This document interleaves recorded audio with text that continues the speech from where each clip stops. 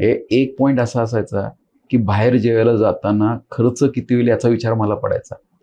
आपल्याला जायचंय तर कोणत्या हॉटेलला जायचं आणि तेवढे पैसे आपल्या खिशात आहेत का, हा काळ मी पाहिलेला आहे. म्हणजे मला सांगायला लाज वाटत नाही, कारण आमचं कधी लपूनच राहत नाही. आणि ज्याला लाज वाटते ना त्याच्या वाईट काळाची, तो कधीच पुढे जाऊ शकत नाही. अगदी बरोबर.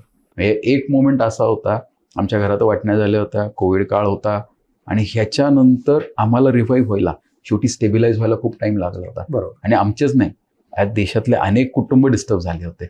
ह्या सगळ्यामध्ये मी जो व्यक्ती एकेकाळी, लोकांना असं वाटतं अरे मंत्र्याचा पोरगा आमदाराचा आहे, काही अडचण नसेल. आम्ही लोकलनी प्रवास केलाय. मी आणि माझा भाऊ दौंडला लोकलला बसायचो, पुण्याला यायचो, फक्त एकाच कारणासाठी की आपण गाडी नेली तर 500-1000 रुपयाचा डिझेल जाईल, त्यापेक्षा लोकलने जाऊ, तिथे घरी पोहोचता येईल, तिथे काय असेल ती दुसरी सोय करू. हा पिरियड आम्ही पाहिलेला आहे आणि ते एक ठरवलं की हे विसरायचं नाही. हे जर जाणीव. आणि त्यावेळेस आम्ही पाहिलंय, ज्यांच्याकडे आमचे पैसे होते ते देत नव्हते. म्हणजे असं काही नव्हतं, लोक आम्ही खूप जवळनं अनुभवलेली आहेत. आमची अडचण होती, बिकट नव्हती परिस्थिती, ती तयार झाली होती. ते सोडवायचं होतं आम्हाला, तो गुंता सोडवायचा होता.